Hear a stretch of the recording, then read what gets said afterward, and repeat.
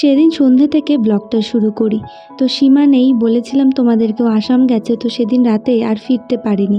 তাই টুইঙ্কেল আমার বাড়িতে রাতটাও রয়ে গেছে। এই জীবনে প্রথম মা ছাড়া মেয়েটা থাকবে। তো দেখো সন্ধ্যের দিকে মনার সাথে ওর যত সব আবদার দুষ্টুমি খেলা, মনা শাড়ি পরিয়ে দিয়েছে আর রান্নাবাটি খেলছে, ছবি তুলছে, কি করবে আর কি ভেবে পাচ্ছে না।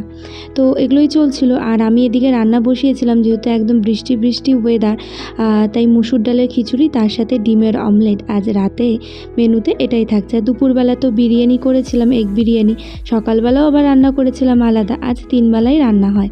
তো দেখো খিচুড়ি হয়ে গেছে, সবাইকে এখন খেতে দেবো আর ওকেও খাওয়াবো। তো আজকে টুইঙ্কেল আমার বাড়িতে রাতের বেলা, তো ওর মা নেই, ওর মা গেছে হচ্ছে আসাম বঙ্গাইগাঁওতে গেছে, তো আর আসতে পারেনি। তাই টুইঙ্কেল আজকে আমার সাথে রাত্রেবেলাতেও থাকবে, মানে এই প্রথম ও হচ্ছে মা ছাড়া মানে থাকবে কোথাও রাতের বেলা। দিনের বেলায় তো এমনি থাকে আমার কাছে, কিন্তু রাতের বেলায় তো কখনো থাকেনি। তো এই প্রথমবার মানে একদম মা ছাড়া মেয়েটা থাকবে। টুইঙ্কেল, মাকে কি মিস করতেছিস? ওর মা টেনশন করে আর ওর মাকে বোঝে তুমিও তো চিন্তা করো কেন, চিন্তার কি আছে, আমি তো ঠিকই আছি। অনেক বুদ্ধি, ওর থেকে অনেক কিছু শেখার আছে। গুড নাইট বলে দাও সবাইকে। তুমি তুমি কি মানে কষ্ট হচ্ছে মাকে ছাড়া? নো, একদমই নো?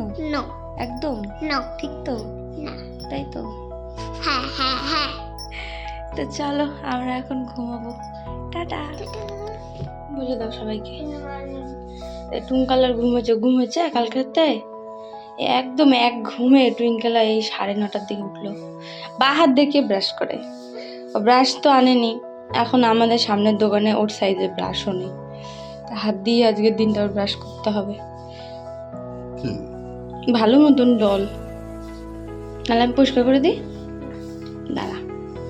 রাতের বেলায় ও বেশ ঘুমিয়েছে, একটুকু কোনো ডিস্টার্ব করেনি। আর ঘুমের মাঝে যে মাকে খুঁজবে তাও খোঁজেনি। সুন্দর করে সকালবেলা উঠেছে, দাঁত ব্রাশ করে নিয়ে ওকে আমি একটু ফ্রেশ করিয়ে দিলাম আর তারপরে হচ্ছে ওকে খেতে দিয়েছিলাম। একটু খেয়ে নিয়ে তারপরে হচ্ছে পড়তে বসিয়ে দিয়েছি। ও খুব সুন্দর করে পড়াশোনাও করছিল কোনো রকম, কিন্তু মানে বায়না করেনি যে বায়নাগুলো বাড়িতে করে, কিন্তু সেই বায়নাগুলো আমার এখানে করেনি। পড়াশোনা করে নিয়ে তারপরে হচ্ছে সকালকার ওকে ভাত খাইয়ে দিচ্ছি। আর সত্যি কথা, আমি না রাতের বেলায় ভাবছিলাম হয়তো রাতের বেলা ঘুমের মধ্যে যদি মাকে খোঁজে, তো ও যেভাবে থাকে আমার কাছে, মানে আমি ওটুকু আবার নিশ্চিত ছিলাম যে না, ও খোঁজার মতো না, আর খুঁজলেও সেটুকু আমি ম্যানেজ করতে পারবো ওকে। কিন্তু বিশ্বাস করো, রাতের বেলা এত সুন্দর করে ঘুমিয়েছে, কোনো রকম ডিস্টার্ব করেনি ও। আর সকালবেলা ঘুম থেকে উঠে ভাবছিলাম হয়তো মাকে একবার হলেও খুঁজবে, কিন্তু না, সকালে ঘুম থেকে উঠে ওর মাথায় এটা ছিল যে আমি মিমির বাড়িতেই ঘুমিয়েছি, তো উঠেই কিন্তু মিমি বলে ডাকটাই আমাকে দেয়। আর এই দেখো ভাত খাওয়াচ্ছে আর ওদিক দিয়ে জানলা দিয়ে মনার সাথে কথা বলছে, কারণ মনা নাকি ওর বান্ধবী, ওর সাথে ভীষণ ওর ভাব হয়েছে, তো এই জন্য ডাকছিল, মনা পিসি তুমি কখন আসবে। তারপর দুপুর দিকে একটা পার্সেল এলো, তো পার্সেলটা হচ্ছে আমার শাশুড়ি মায়ের জন্য শাড়ি নিয়েছি, মানে বাড়ি থেকে যে টাকা দিয়েছিল তো সেটা দিয়ে মায়ের পছন্দ মতো একটা শাড়ি নিয়েছি, সেই শাড়িটাই এলো। যাই হোক, পুজোর আগে এসেছে, ভীষণ ভালো কথা, পুজোতে আর কি পরতে পারবে। তো শাড়িটা বেশ পছন্দ হয়েছে, মায়ের তো একটু পছন্দ মানে বুঝে পাচ্ছিলাম না ঠিক কেমন কি। এই শাড়িটা আর কি অনেক চিন্তা ভাবনা করে অর্ডার করা হয়েছে, তো ওনারও যাই হোক পছন্দ হয়েছে, সেটা মানে ভীষণ ভালো লাগলো, আমিও নিশ্চিত হলাম। যাই হোক দেখো শাড়িটা ভালোই এসছে।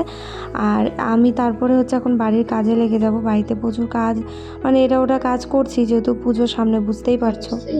আর জেঠু যখন পড়াশোনা করতো না, পারতো না, তখন এই দেখ এই যে ভাঙ্গা স্লেট, এই পাশটা যে ভাঙা, এইটা দিয়ে ঠাম্মি জেঠুকে মাইরে গালটা কাটি। এখন তোর গালটাও কাটা হবে, তুইও তো পড়াশোনা করতে চাইস না, ওকেও দিও তো মা একটা, ওর ফর্সা গালটা আরো সুন্দর হবে ট্যাটুটা।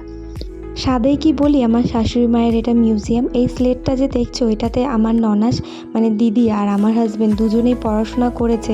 ভেঙে গেছে এক কোণা, কিন্তু এখনও যত্ন করে কিন্তু রাখা হয়েছে এই স্লেটটা। টুইঙ্কেলের জেঠুর হাতে চক দিয়ে এই যে রবি ঠাকুর বানানো, সাপ, তারপরে দাবার গুটি, এটা কি শিবলিঙ্গ, শিবলিঙ্গ অনেকগুলো ভেঙে গেছে এখানে। আর এই যে শঙ্খটা সেই সুন্দর, দেখ টুইঙ্কেল, সেই সুন্দর, কি সুন্দর জিনিসগুলো দেখছিস। আমার বরের হাতের কাজ খুব ভালো, অনেক রকমের কাজ জানে, কিন্তু ওই যে করে না। তো দেখো কি সুন্দর জিনিসগুলো চক দিয়ে বানিয়েছে, সেটা তোমাদের সাথে শেয়ার করলাম। আমরা বাড়ি, টুম্পুর মা চলে আসছে, তাই টুম্পুকে এখন বাড়ি দিতে যাব। সীমা চলে এসছে, তো সেদিন সন্ধেবেলা মানে দিনটা শনিবার, তো সন্ধেবেলার দিকে পরে হচ্ছে টুইঙ্কেলকে দিতে টুইঙ্কেলদের বাড়ি যাই। আর ওর না তখন যাবার সময় ভীষণ মনটা খারাপ ছিল, যেহেতু চলে যাচ্ছে, একদম যেতে চাইছিল না, এখনও বলছে আমি থেকে যাব মিমি তোমার কাছেই। তো বাচ্চাদের মন বুঝতেই পারো, বাচ্চারা একটু না ভালোবাসা পেলেই খুশি, ওদের আর কি চাই বলো। আর বাচ্চারাও বোঝে ঠিক আমরা কোথায় ভালোবাসা পাবো। এটা বলে ওর বান্ধবী মনা পিসি, টুনকালার বান্ধবী, বান্ধবী হ্যাঁ।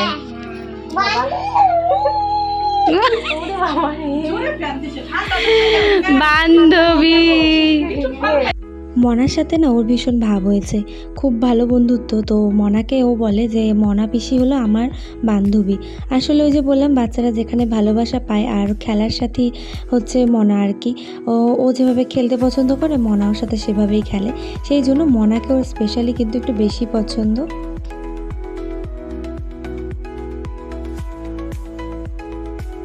তারপর একটু গল্পগুজব করছিলাম, আর চা সিঙ্গারা মিষ্টি দিয়েছিল, সেগুলোই খাচ্ছিলাম। গল্প গল্প করে বাড়ি আসি, আর কদিন থেকে তো খুব বৃষ্টি চলছে জানোই, তাই খুব বেশি দেরি করিনি, বাড়ি চলে এসেছি।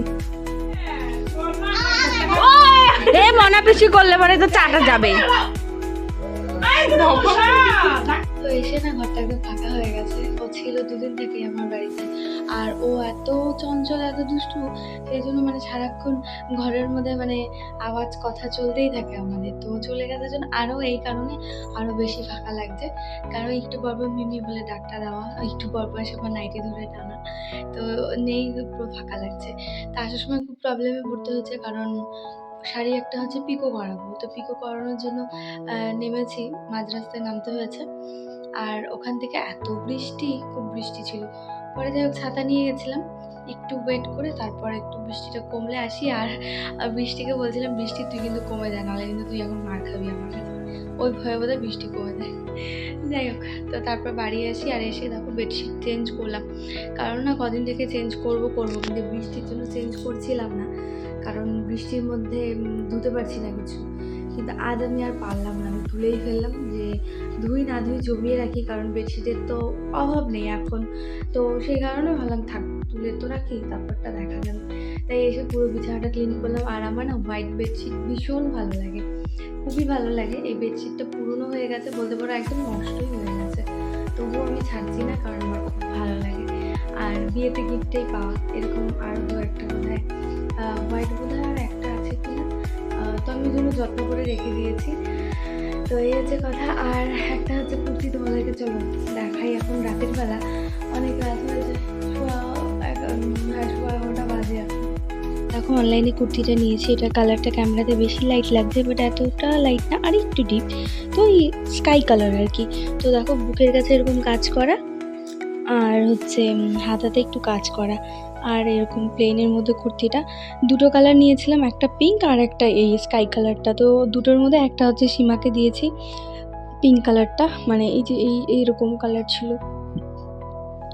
সীমাকে দিয়েছে। ওর কিছুদিন আগে বার্থডে গেল, তো সেই জন্য তো দেখছিলাম, আমরা রেস্টুরেন্টে গেছিলাম, তো যাই হোক বান্ধবী হয়, তো ওকে একটা দিলাম আর আমিও একটা নিলাম, সেম নিয়েছি, দুটো নিয়েছি সেমই।